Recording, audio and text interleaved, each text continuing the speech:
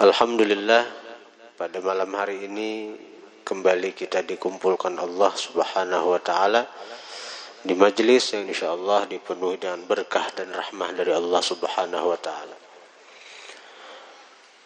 Kita sudah membaca maulid yang mengandung puji-pujian kepada Nabi dan juga mengandung salawat kepada baginda Nabi. Kita berharap dengan pujian kita kepada baginda Nabi dan salawat kita kepada baginda Nabi, Allah Subhanahu wa ta'ala menjadikan kita umat yang bukan hanya mencintai baginda Nabi, tapi juga Nabi mencintai kita. Kita ingin menjadi umat yang selalu menggembirakan hati baginda Nabi. Kita ingin menjadi umat yang selalu membahagiakan baginda Nabi sallallahu alaihi wasallam.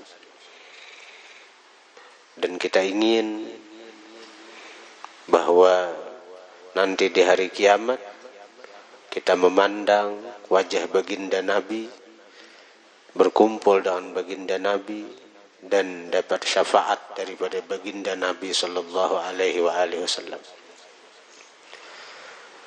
Hadirin hadirat yang dirahmati Allah Subhanahu wa taala. Dalam sebuah riwayat, Sayyidah Aisyah ketika itu suatu malam beliau menjahit pakaian. Lalu tiba-tiba angin bertiup kencang, terbuka jendela, kemudian meniup akan lampu yang ada di dalam rumah itu, sehingga lampu itu padam. Karena terkejut Sayyidah Aisyah, akhirnya beliau terlepas jarum yang digunakan untuk menjahit pakaian tadi. Nah, jadi jarum terlepas dari tangan Sidin, lampu padam. Sidin mencari bahar nih, ada dapat juga. Kemudian tiba-tiba cahaya masuk ke dalam rumah, yang mana cahaya itu membias menerangi seluruh penjuru-penjuru, sudut-sudut di dalam rumah itu. Dan dari terangnya cahaya itu sampai-sampai sebilah jarum yang tadi terlepas dari tangan Sayyidah Aisyah bisa dilihat dan diambil kembali oleh Sayyidah Aisyah. Cahaya itu datangnya dari mana? Ternyata cahaya itu keluar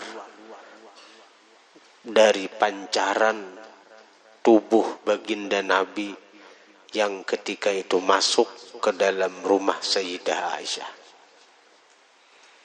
Jadi ketika itu Rasulullah masuk ke dalam rumah Aisyah, terang seluruh sudut-sudut yang ada di rumah Aisyah, sehingga jarum itu nampak bisa diambil kembali oleh Sayyidah Aisyah. Dan rumah itu tidak memerlukan lagi untuk menyalakan lampu, karena sudah cukup dengan terangnya cahaya yang keluar daripada tubuh suci baginda Nabi sallallahu alaihi wasallam. Kullu baitin anta sakinuhu laisa muhtajan ila suruji. Setiap rumah yang engkau mendiaminya tidak akan berhajat kepada pelita. Cahaya Rasulullah jangankan untuk menerangi sebuah rumah, bahkan untuk menerangi seluruh alam semesta itu sanggup, mampu. Namun cahaya itu begitu banyak disembunyikan oleh Allah. Kemuliaan Rasulullah itu masih banyak disembunyikan oleh Allah. Hanya sedikit dari kemuliaan baginda Nabi yang Allah nampakkan.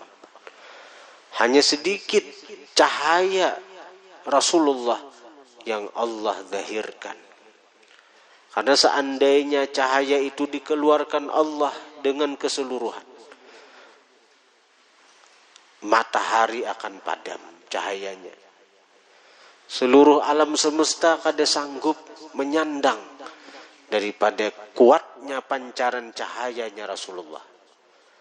Karena cahaya Rasulullah itu terbit daripada tajalli zat Allah subhanahu wa ta'ala.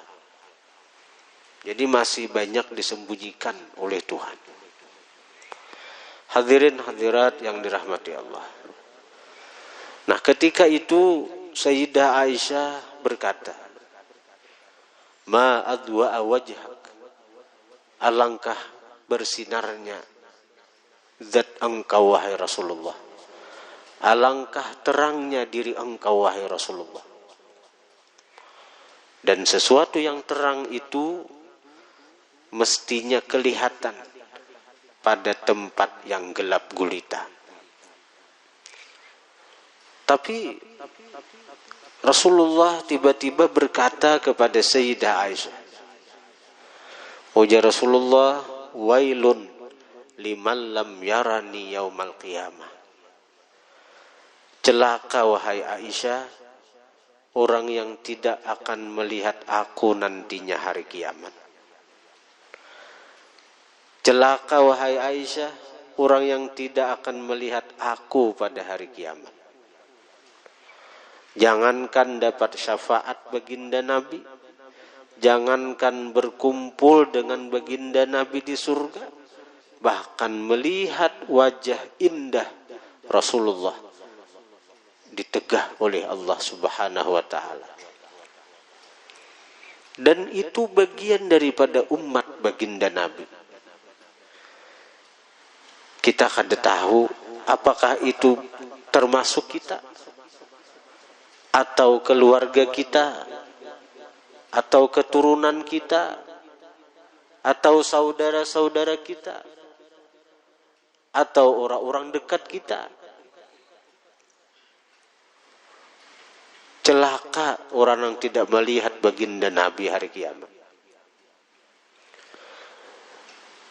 Dikatakan ada 3 golongan manusia yang tidak akan melihat baginda Nabi, apalagi untuk mendapatkan syafaat baginda Nabi, apalagi untuk berharap berkumpul dengan baginda Nabi di dalam surga. Ada 3. Yang pertama, al-bakhil, orang yang pemalar. Ini mencakup semua orang yang dikatakan pemalar. Karena pemalar itu oleh Nabi disebut al-bakhil aduwullah walau kana abidah. Orang pemalar itu musuh Allah sekalipun ahli ibadat. Ini dikatakan lagi al-bakhil ba'idun minallah, ba'idun minan nas, ba'idun minal jannah, qaribun minan nar. Orang pemalar itu jauh dari Allah, jauh dari manusia, jauh dari surga, dekat dengan neraka. Jadi kada cagaran melihat baginda Nabi. Namun secara khusus Nabi menyebut orang yang sangat pamalar itu adalah asyaddun nasi bukhla man idza dzukirtu indahu lam yusalli alayya. Paling bersangatan manusia pamalar adalah orang yang apabila disebut aku di sisi dia, lam yusalli alayya, dia tidak bersalawat atasku. Nah ini manusia yang dikatakan Nabi paling pamalar. Kada akan melihat baginda Nabi, apalagi dapat syafaat baginda Nabi, apalagi berkumpul dengan baginda Nabi di dalam surga. Ini yang pertama, pamalar. Orang pamalar itu orang yang sangat rugi. Termasuk 3 dari kelompok manusia yang rugi adalah pamalar. Termasuk 3 dari golongan orang-orang yang rugi itu pamalar. Ada 3 golongan yang rugi. Arti rugi itu seorang nang lapah, orang nang nyamannya. Rugi itu seorang lapah, orang nyaman. Yang pertama, anjing pemburu. Lapah menyasah binatang buruan. Lapah menyasah binatang nang dituju. Tapi begitu dapat sekadar maikut aja, si pemburu mengambilnya. Si pemburu nang menikmatinya. Ini nasib anjing pemburu. Nang kedua, orang nang panguyaan. Orang nang menyambati aib orang. Menyambati kejelikan orang. Ini pun golongan nang rugi. Seorang lapah-lapah beribadat. Seorang lapah-lapah melakukan amal taat. Tapi pahala dari amal ibadat yang dikerjakan itu pindah kepada orang yang dikuyak. Pindah kepada orang yang digibah. Pindah kepada orang yang disebut-sebut keaibannya. Rugi kalau seorang berhaji biaya berapa? Lapah pulang ibadah haji itu. Tapi ketika di akhirat kada ada lagi pahala haji. Diambil oleh orang nang dikuya. Diambil oleh orang nang disambati aibnya. Seorang berumrah, seorang berzikir sekian ribu sehari, baca Quran sekian juz sehari.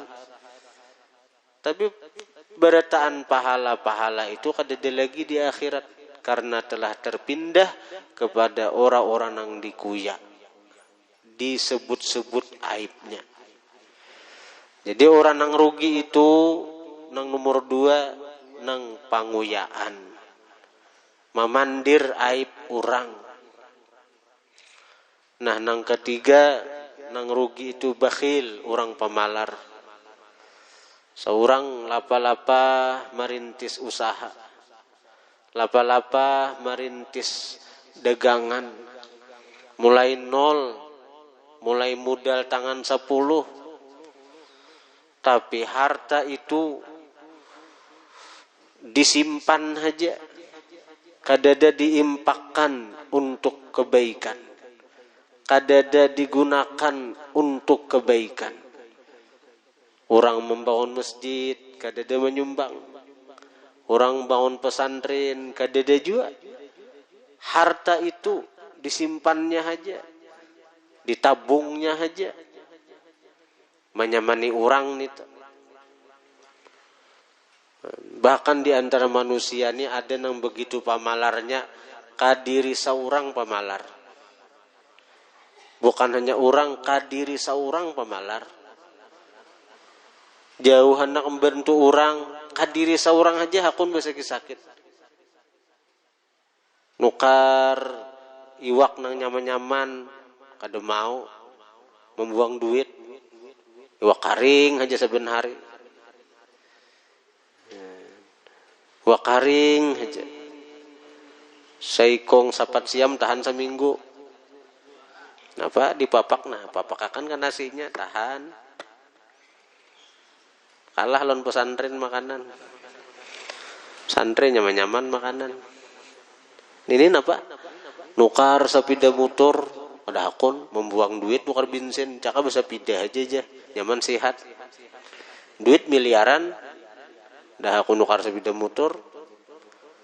Bahkan ada orang nang karena begitu pamalarnya kada hakun babini. Ada hakun babini memberi makani urang waraja. Memberi makani anak urang wara. Ada manusianya nih tuh. Daripada begitu pamalarnya, babini aja kada hendak. Yang ada tahu babini itu nyaman.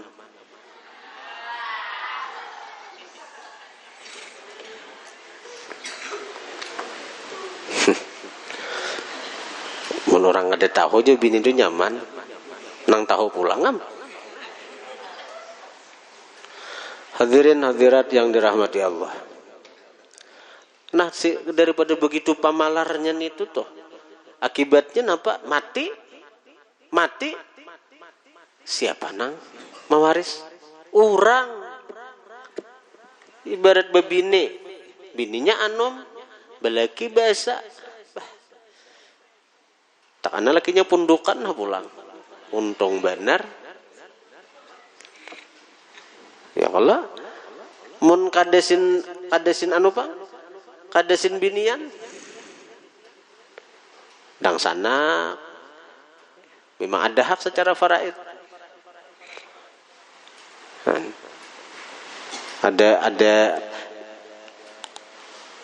Ada hukum faraid tuh.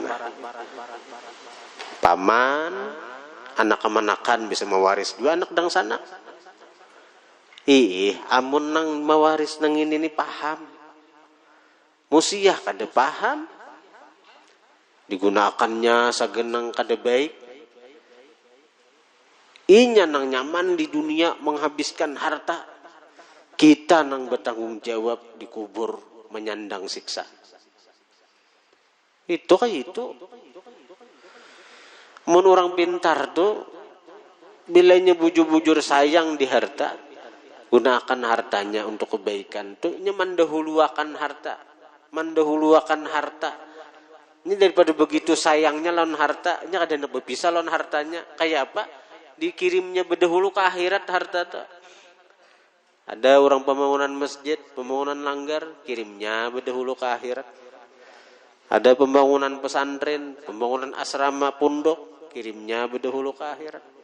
Dikirimnya berdahulu, itu orang pintar ngarannya. Nah, jadi yang pertama orang nang pamalar. Nang kedua al-aq, orang yang durhaka. Orang nang durhaka kada cagaran melihat Rasulullah. Durhaka kepada kuitan, durhaka kepada pasangan, durhaka kepada paguruan. Durhaka lawan kuitan. Ada cagaran melihat Rasulullah. Ada cagaran melihat Nabi orang nang durhaka lawan kuitan. Nang hanya menyusahkan kuitan. Nang hanya menyedihkan kuitan. Sayyidina Hasan radhiyallahu anhu. Beliau kadawani makan lawan Sayyidah Fatimah. Jadi Sayyidah Fatimah napa ikam nak kadahakon makan non mama. Ujar Sayyidina Hasan ulun mai takutan. Kalu bila ulun makan bayi pian handak menjumput iwak nitu nah tadahulu ulun hati pian sadih gara-gara ulun durhaka ulun mae. Jadi jauh Fatimah kada nakai artinya ikam makan aja lawan mama ridha lawan ikam. Nah, disinilah kebijakan seorang tua. Bila sayang lawan anak itu baandak ridha badahulu. Baandak ridha. Kita sebagai orang tua disuruh untuk membantu anak sekira inya bakti. Ainu auladakum ala birrikum.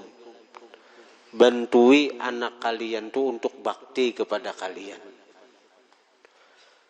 Orang bahari itu sampai-sampai kada menyuruh, ibarat menyuruh juga jarang.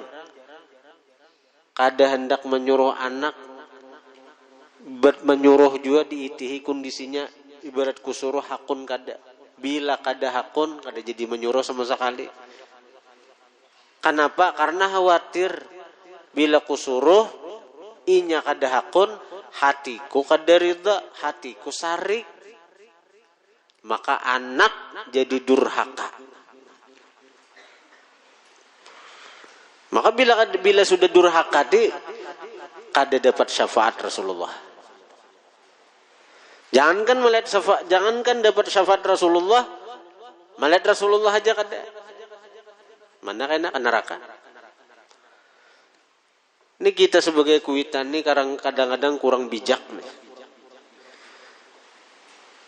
Hartan memasak di dapur. Nak, tuarakan pitsen. Tuaran uyah. Si anak hartan asik kulit TV. Atau hartan asik napa gawiannya. Dahakun niya. Mamamay kuitan. Bisa sarik kuitan. Sampai ke hati sariknya tuh. Gara-gara pitsin aja anak pian durhaka. Kada jagaran melihat Rasulullah. Gara-gara pitsin anak pian jagaran ke neraka. Tanpa kita sadar kita sauran yang menjerumuskan anak nih ke neraka. Di hati. Amun pian menyuruh anak pian. Inya kada hakun hati pian ridha aja. Ada jadi masalah. Kawala pian ridha kada sarik lawan inya. Sanakal-nakalnya anak tuh. Bila pian rajin mendua akan inya. Baik aja inya kena. Doaul walid liwaladih ka doain nabi li ummatih. Doa kuitan kepada anak seperti doa nabi bagi umat. Kabul. Cuma apabila nampak kabul itu terserah Allah Ta'ala aja. Terserah Allah. Mungkin waktu hidup kita inya belum bakti lawan kita. Tapi begitu kita mati, Allah begitu mudah merubah. Yakini je pian, doa kuitan lawan anak itu pasti kabul. Tapi kenyataannya kita nih kayak apa lawan anak? Rancaklah mendoakan.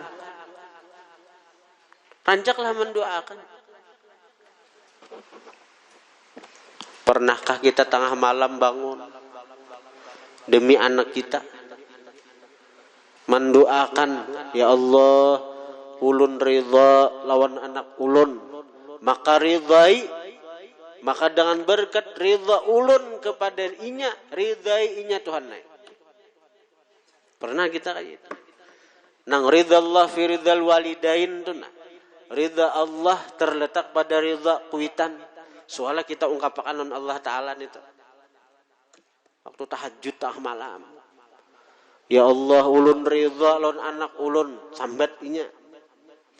Maka dengan ridha ulun lawan inya, ridhai Tuhan inya. Soalnya ulun anak itu. Nang merasa anak nakal, kada pemaasian, hendak berharap anak pintar, berharap anak alim. Kita coba berharap aja mengadu bakal lukasa ke manusia. Anakku kada pemaasian. Datang ke tuan guru minta banyu ini. Biar nang jangankan sabutul akuan nang ini.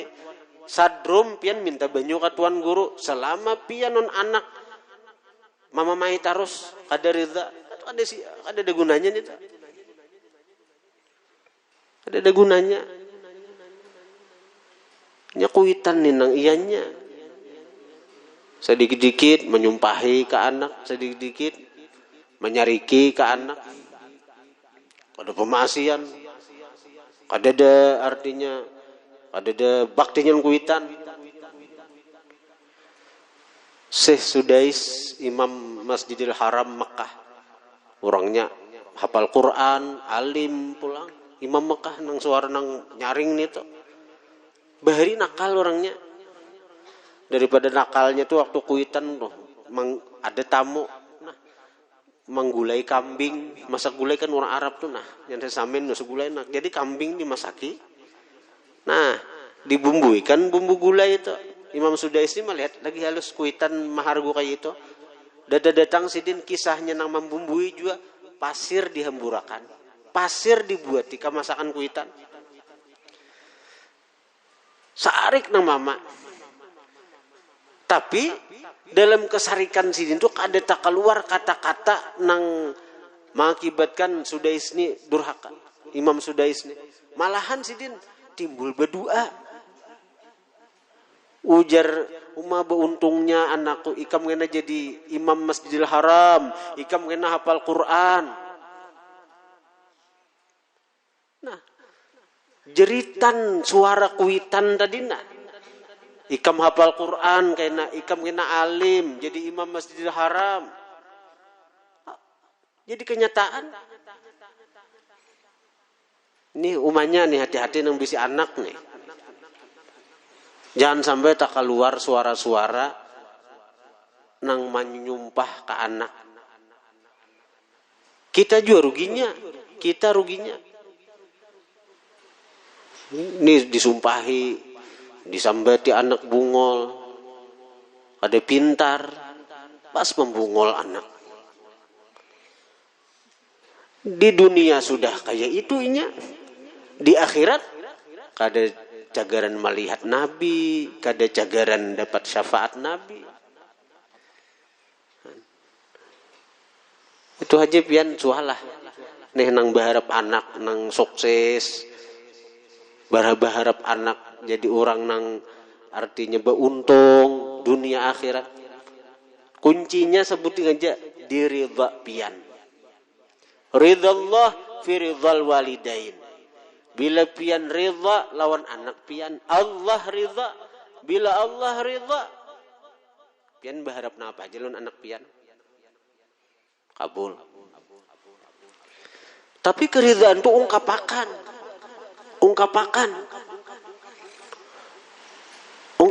ke Tuhan, jangan ke makhluk. Saya diri mula status anakku ini, anakku juara ini. Apa gunanya? Ungkapakan ke Allah Ta'ala, ya Allah, ulun ridha lawan anak ulun. Sambat ngarannya itu. Ini menyambat ngaran anak aja dalam doa. Ada lagi kita.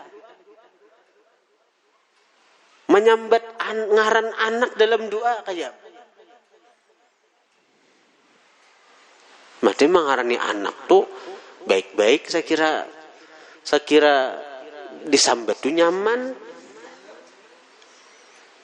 Amun artinya disambat aja ngalih. Kadang-kadang orang gini. Ya Allah ulun ridha lon anak ulun nang bangaran ayam. Nah, misalnya kan ada kahwa juga ngaran tuh pembarang.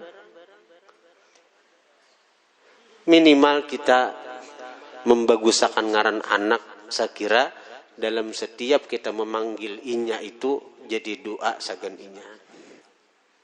Tapi ungkapakan juga, ya Allah ulun ridha lawan anak ulun ini, maka dengan ridha ulun lawan inya, ridhai Tuhan inya. Nah, itu aja doanya. Apalagi pian di tengah malam, di saat pintu langit terbuka, pintu rahmat terbuka, dan di saat itu Tuhan bertawar, ujar Tuhan, hal min sa'ilin pauti, adakah nang minta aku beri. Ini Tuhan menawarin.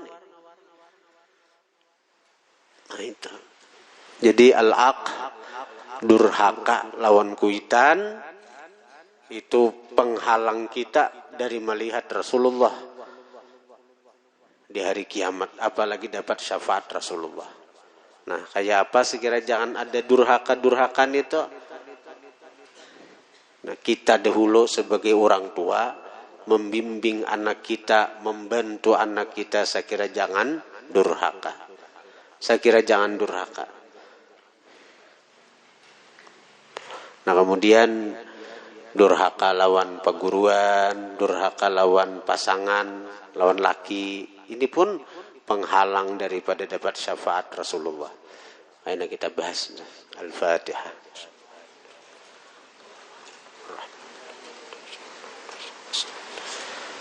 Shiratal mustaqim, shiratal ladzina an'amta 'alaihim ghairil maghdubi 'alaihim waladdallin. Amin. Para jemaah sekalian, insyaallah pada hari Jumat ini kita kembali kedatangan tamu dari ada tamu Al-Habib Muhammad bin Ali Al-Haddad, alumni Ribat Al-Idrus Al-Adani, Aden Yaman Hadramaut. Al-Habib Muhammad bin Ali Al-Haddad. Insyaallah Jumat ini beliau hadir di majelis Dalail Khairat. Habib Muhammad bin Ali Al-Haddad. Ini bujur Habib, lain Habib palsu lain. Faya ayyuhar rajuna minhu syafa'atan sallu alaihi wasallam.